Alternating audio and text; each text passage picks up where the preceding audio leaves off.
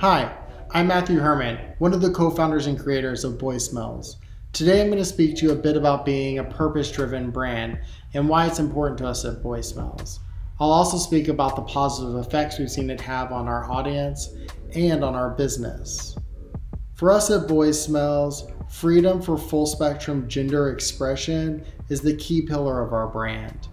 Unfortunately, marketing a post-binary business is very difficult.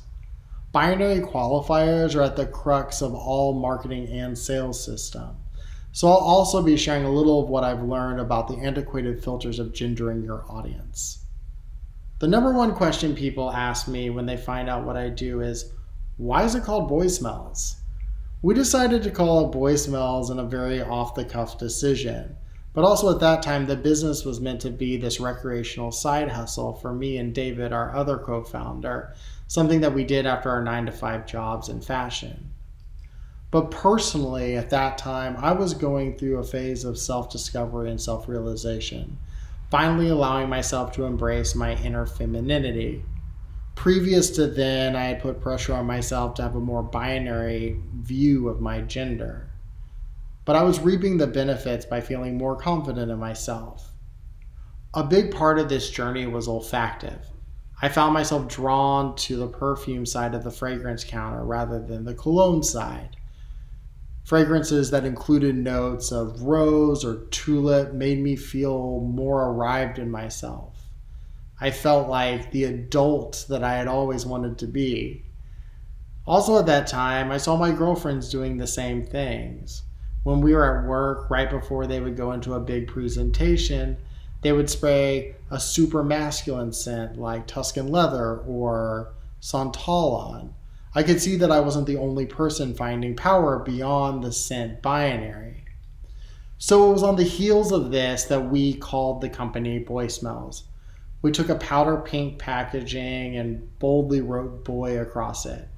It was purposely poking fun at scent being assigned to gender. But what surprised us was that people loved it immediately. It was like this tongue-in-cheek permission to cross the gender boundary in scent.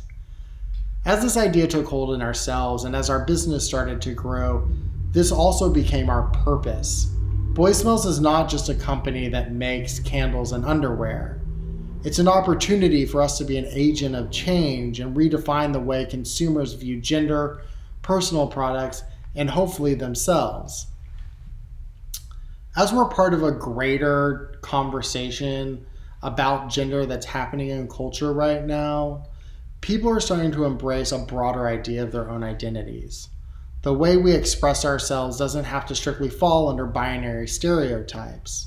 The fact is, we learn gender as children, and it usually takes us away from the more authentic version of ourselves. According to an Ipsos study in 2019, 34% of all Americans disagreed with the statement that there are only two types of gender, male and female, and not a larger range of gender identities. A larger canvassing of over 35 countries, 40% disagreed with the binary perspective on gender. And in younger consumers who are pushing forward the conversation around gender, 60% of those aged 13 to 21 believe forms that ask about gender should include options other than just male or female. So how do we define this cultural advocacy for gender expression? At Boy Smells, we sum it up in one word: genderful. Think of genderful as an antonym to genderless. It's a world where full spectrum gender expression is not only accepted, but it's celebrated. It's a positive plus post-binary invitation to everyone to show up as their most beautiful and authentic selves. It also embraces the complexities, multiplicities, and the contradictions that come with modern identity. It's about your own personal mixology, and it's unique and beautiful to you. If you can think of genderless as this blank canvas, think of genderful as a bold painting using all the colors in the paint box. It's about discovering something new about yourself, or even just something new that you like, and then embracing that broader sense of identity and re-expressing it boldly and proudly back into society. For some people, it may just be trying a more masculine or feminine fragrance for the very first time. For other people, it might be living and identifying in fluidity. Either way, identity and gender are no longer static.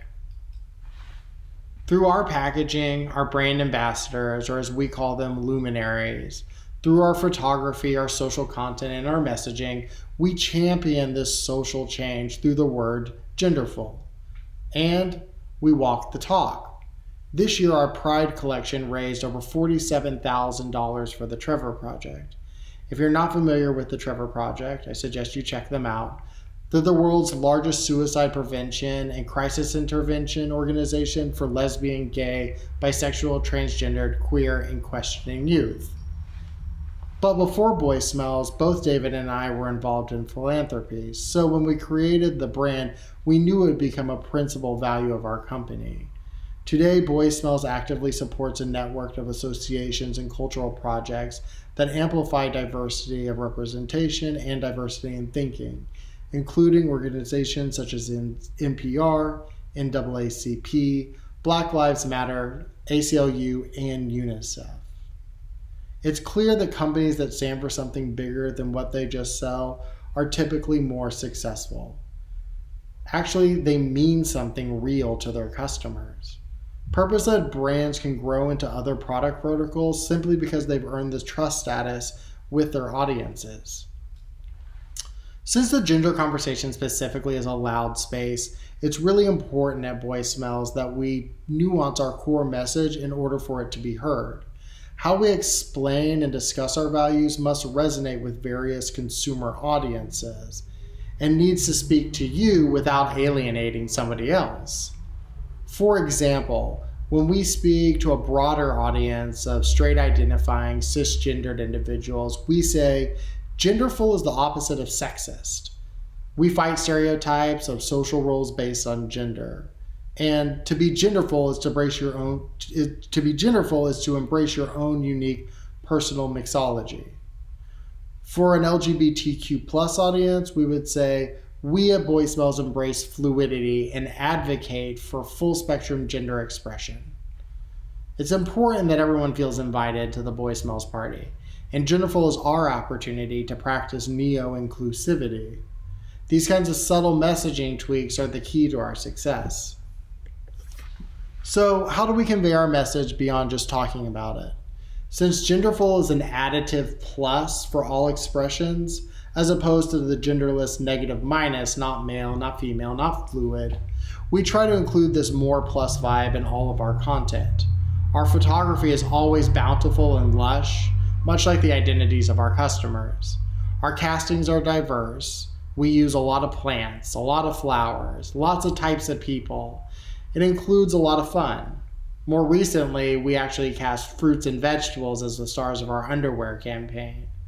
The more that we can infuse this sense of fun and the more the merrier vibe, the more and everyone is going to feel invited into the brand. These ethos must transverse all of our brand manifestations, including our collaborations. Our most notable collab to date is with country music artist and LGBTQ plus ally Casey Musgraves. While Casey's a cis female, she's also paving her own way of authenticity in a very male-dominated country music scene. She cross-weaves her musical influences to grow the narrow view of country music into something new and authentically her.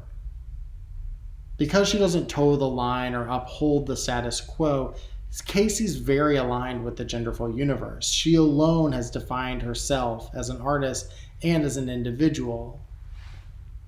Beyond these important cultural conversations that we're having, our sense of inclusion and authenticity means that we get more viewers and more potential customers. Unfortunately, marketers have long capitalized on traditional gender beliefs in order to sell their products. About a decade ago, a company like Old Spice, for example, would run a campaign like smells like a man. Marketers can no longer rely on these outdated tactics to connect with an increasingly diverse and empowered consumer base.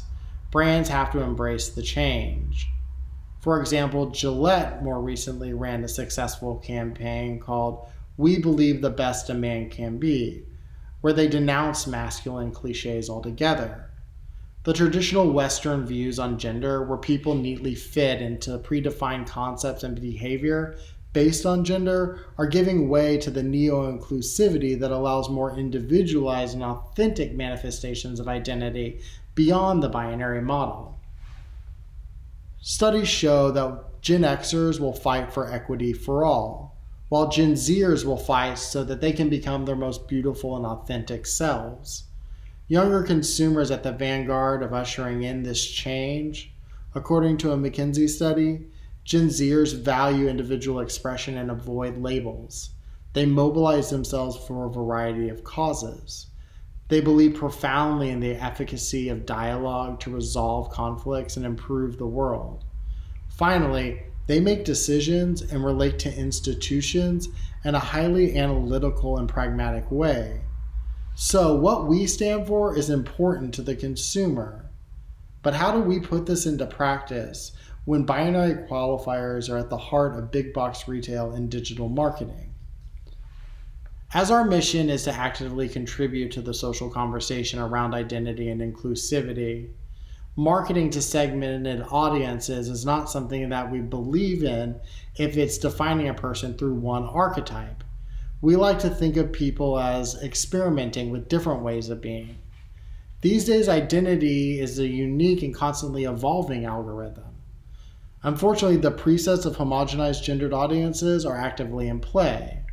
On the retail side and beauty specifically, there's significant technical limitations within the retail space and the buying structure that are completely ruled by marketing to sexes. Buying dollars and buying teams are still dictated by gender. As a culture, we've bought into these antiquated classifications of products. In beauty especially, it's going to take a very long-term effort to see any true transformation in the industry. As a brand, you must adapt your communications to both reflect the new thinking and to speak to a society that is shown to have a very different identity when it comes to gender. The outdated constructs that still shape our organizational thinking, they're in our biases, personas, data spaces, and insights. Consider just for a second the amount of market research conducted with the strict sampling requirements of male and female. When it comes to advertising and running effective social media campaigns, the key pain point for boy smells is that most powerful platforms have yet to figure out how to be genderless, much less genderful. The simplest criteria of a demographic insight a platform uses to optimize the advertising they push you is determined by gender, age, and geolocalization. We work around these obstacles by focusing on a center of interest. For our audience insights, it's a way to override demographic criteria. Our candles, for example, have very strong interest groups in design and architecture and in music and entertainment. So if we overlay these two groups together, we have a pool of people that are very likely to engage in the Boy Smells brand. Advertising platforms are also facing some challenges with the beauty industry's adoption of CBD and cannabis. Our Kush candle is a bestseller, but when it comes to creatively developing an online strategy and campaign, we have to think outside the box. The usage of the word Kush automatically gets rejected when submitting an ad for approval. For this campaign, we made Kush an anagram instead of calling it Kush outright. We came up with sayings like cowboys, spelled with a K, usually smell hot, or kissing under the stars. It was a fun and engaging campaign with followers coming up with their own sayings and reposting them online. But again, we had to get very creative to get our message across. My main point here is that the digital marketing platforms often do not support forward thinking. But bringing this persuasive cultural change into your marketing strategy needs to happen in order to stay relevant and authentic. It's essential to understand that perceptions are changing and grow into that change, all the while still promoting the usefulness and purposefulness of your products. As a general rule, I like to take core principles and test them against data and consumer insights. This way we can be the truest version of our brand to our consumers. As we became more confident in ourselves, we became more provocative with our copy, which tested extremely well with our audience. But we would have never have known this if we had not tried it. The other rule is to remain relevant and engaging by adapting your messaging to the social climate and conversations of the moment. For example, at the onset of the pandemic, we used copy such as embrace your closeness while practicing social distance, or tend to your inner garden while staying home.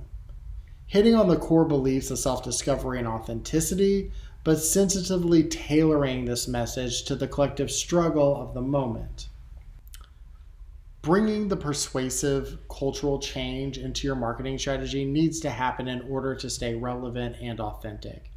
It's essential to understand that perceptions are changing and to grow your brand to embrace the evolution, all the while continuing to promote the usefulness and purposefulness of your products. As a general rule, I like to take our core principles and test them against our data and consumer insights. This way we can be the truest version of our brand to our customers. As we became more confident, we became a lot more provocative in our tone of voice, which our customers loved. But we never would have known if we had not tried it. Another rule I like to go by is to adapt the messaging to be sensitive to the cultural conversation that's happening.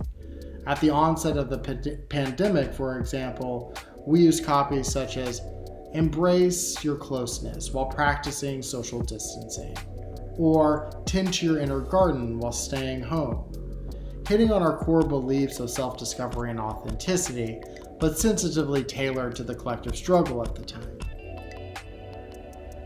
In my experience, your customer will tell you when you've hit the right chord. If you're speaking to them from a place of authenticity and with a mission, they'll listen. So don't be afraid to be yourself and to be loud so even the ones in the back row can hear you. I hope that this was helpful for everyone, and thank you so much for checking it out. Stay safe.